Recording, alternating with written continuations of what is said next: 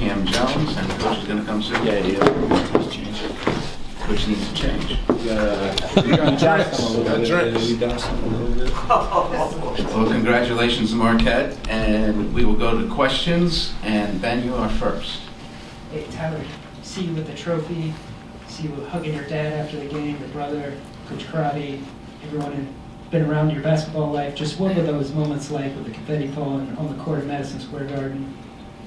Yeah, I mean, all the moments that they've been through with me have led up to this this moment right here, and to share that with them, you know, with my mom, with my high school coach, my youth coach, my brother, my dad, my two best friends, it's special. It's you know, it's no better feeling. Over there on the right, Brian. Just for both you guys, how would you describe what you turned into, how you've evolved defensively over the course of the season to where you are now? I mean, it's just a lot of hard work and belief in each other that we can guard anybody. And, you know, we just fly around for each other. You know, we make a lot of mistakes, but we make up for it with our effort and how we play together. So I feel like that goes a long way with how we guard and how we play defense. I want to give credit to him this past week. You know, him on the defensive end has been the best I've ever seen. He's locked in from the very jump. And when he's turned up on defense, we're all turned up on defense. Staying on the right, Matt. This is also for both players. I want to ask you about your leadership from your head coach, and if you can go back to either last summer or the preseason. Clearly, there would have been conversations where he imparted a vision for this team. You know, truthfully, did you guys believe it then and there, or were there certain moments that came along where you finally understood what he was talking to you guys about and how he helped, you know, get you on the path to where you are tonight?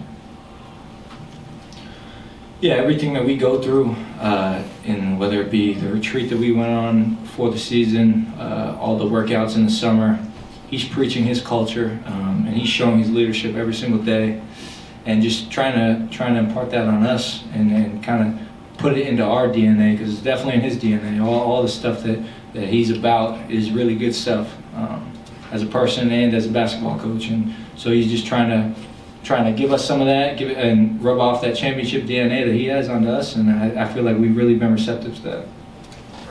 Right here in front. Going off of that question, Shaka Smart is a phenomenal coach, particularly on the defensive end. How does he inspire you guys to play defense in a tournament like this where you're playing on back-to-back nights? I mean, it's just as simple as it takes what it takes. We want to win a championship, and that's what it takes to win a championship, to defend at a high level.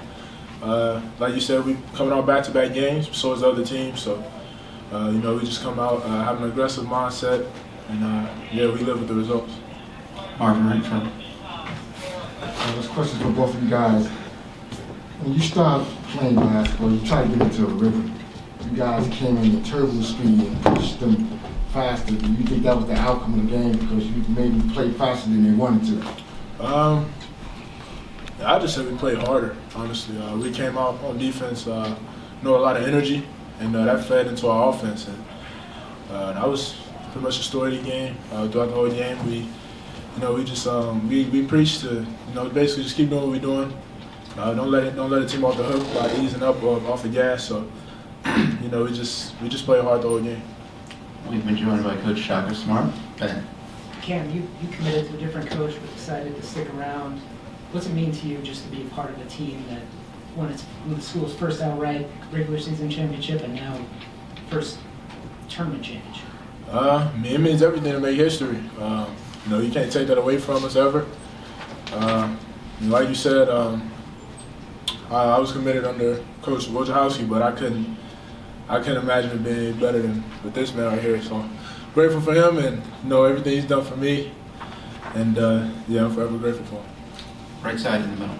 Coach, congratulations. You guys got off to a great run in this game, 19-2 run. How important this time of year is it to get off to a run like that? It was huge. I mean, third game in 3 days.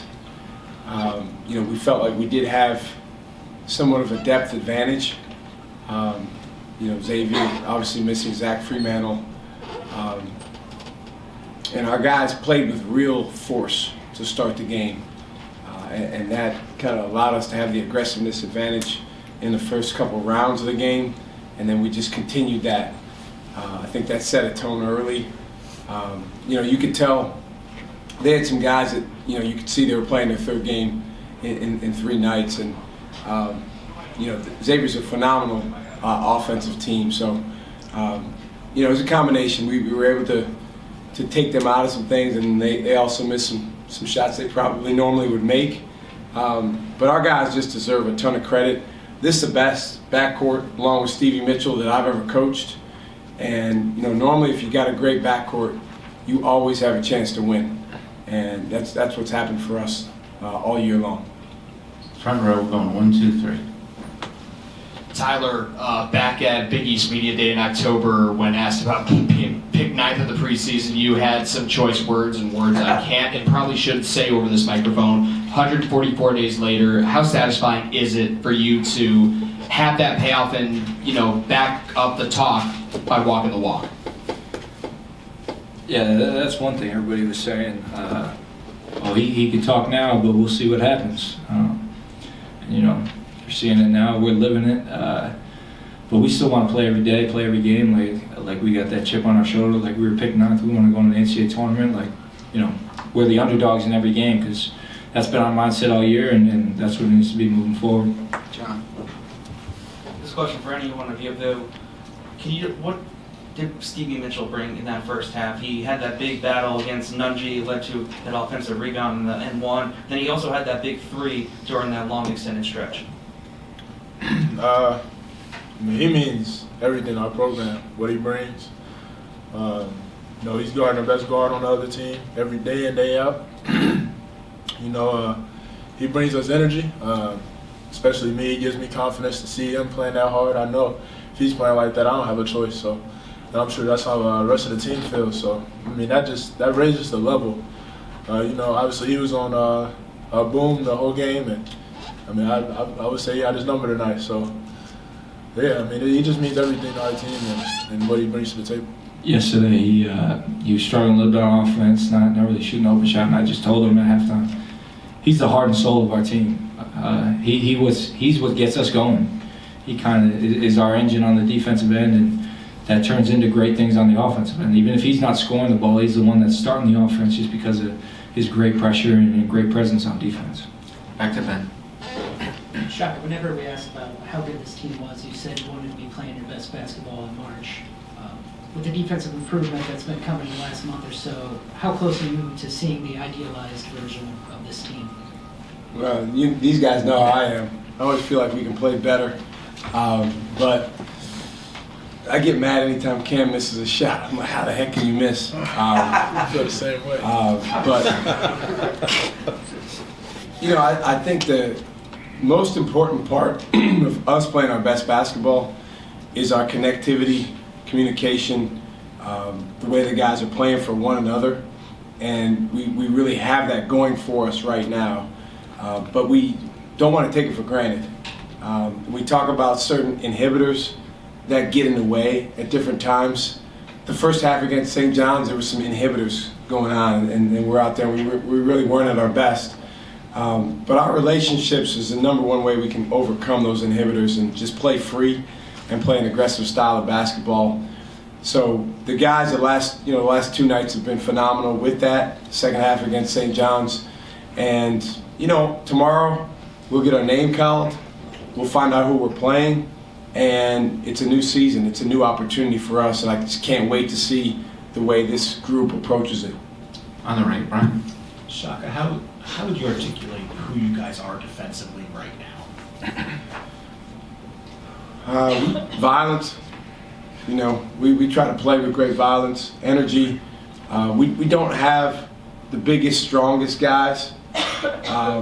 Depending on the team we're playing, sometimes we're, overmatched in terms of size at almost every position. But our guys have heart, and they have incredible fight to them. I've never seen someone like Stevie Mitchell in terms of just the energy that he's able to bring outside of what he has in his body. Omax Prosper has been phenomenal, defeating screens and taking on tough matchups like Kam Jones and Hawkins last night. So on the defensive end, it's tricky because for most of the year we're playing at such a high level on offense, and the tendency can be to trade baskets a little bit if you feel like offense is coming easily. But I do think coming up here to New York, we've really played for the most part very, very sticky, tough defense, and we're going to need that if we want to advance in the NCAA tournament. In the middle, Jamal. Shaka, can you talk about your emotions winning this tournament? You've won other conference tournaments. Is there any difference with this one? Well, it's twice as nice being here in New York, and I think being in the Garden. I mean, this is the best. I remember my first time being in here as an assistant coach, and just being like a kid in a museum. Just walking around. I'm a history guy, so just thinking about all the great players that have played here, all the great moments that have been here, and I think for these guys, getting that experience, there's nothing like going and doing something together in a special place, and then having that in your pocket for the rest of your life. So it's an awesome group, and we just want to keep building. We're going to do two more. Ralph. Shaka, I don't know if you can sum this up in a post game, but why has this fit so well for you here at Marquette? Because of the players we have. I mean, the players fit. I mean, the best coaches, in college basketball, a lot of attention is paid to coaches, for better or worse. The best coaches have one thing in common. They have a captive audience. The guys are locked in, and the guys try to go execute the plan. And this group here has been unbelievable in terms of just their willingness to, not only follow our coaching staff's plan, but follow the guidance of each other. I mean, the best thing that these guys do is the way that they lead each other, the way that they make each other better. So that's why it's been a good fit. Marquette's a special place. It cares about basketball very, very deeply. And we're happy to share this championship with everybody back home in Milwaukee because this is a prideful, passionate program. Johnny, get the last one.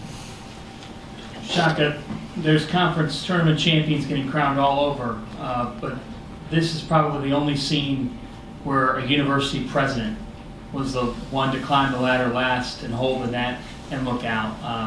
Dr. Mike Lovell, how fitting was it that he's the man who had that moment? Yeah, that was important to us for a couple reasons. One, Tyler didn't let Dr. Lovell and me cut down any nets in Milwaukee last Saturday. So I had to get him one out. So we said, hey, we're going to have to cut down another one because while he was kind of taking the net off, Dr. Lovell and I were waiting. I've worked for 6 college presidents, and he stands apart in a lot of ways. His compassion, his character level, his integrity. A lot of those guys are cyborgs, man. They're not real people. He's a real person. He has a genuine care and concern for every single student at the university, but he's got a special place in his heart for student athletes because he's an athlete himself. And the way that he feels about these guys and his willingness to even hit these guys with the real, I think he hit Tyler after the grades came out and said his grades need to be better. But, it's all love.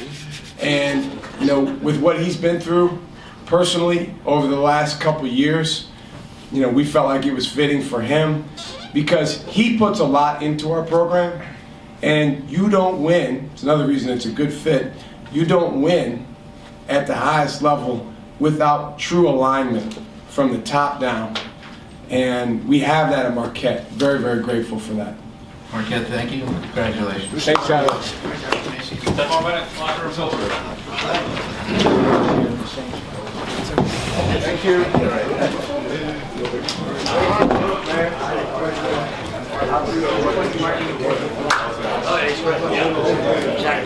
He's a real guy. very well spoken. Yeah, well spoken. Is it really coming from the heart? They believe in him. They are locked in. That's why. Ready?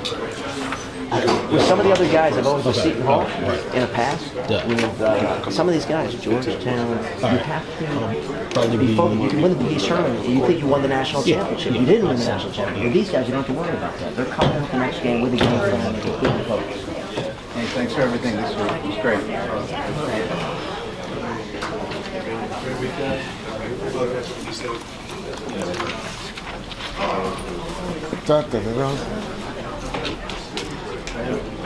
What a miss.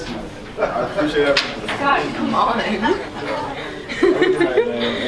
It's so hard to say goodbye. I appreciate you. No, I appreciate you, brother. Have a good one. Like I said, if you ever think about getting rid of the hair, I got first one I called. thank you, I appreciate it. We're out of here. All right, thank you. Of course, thanks for having me. It's always great to have fun. Thank you so much. Really appreciate it. Almost all tournament for my program. Next year. Yeah, almost. Thank you.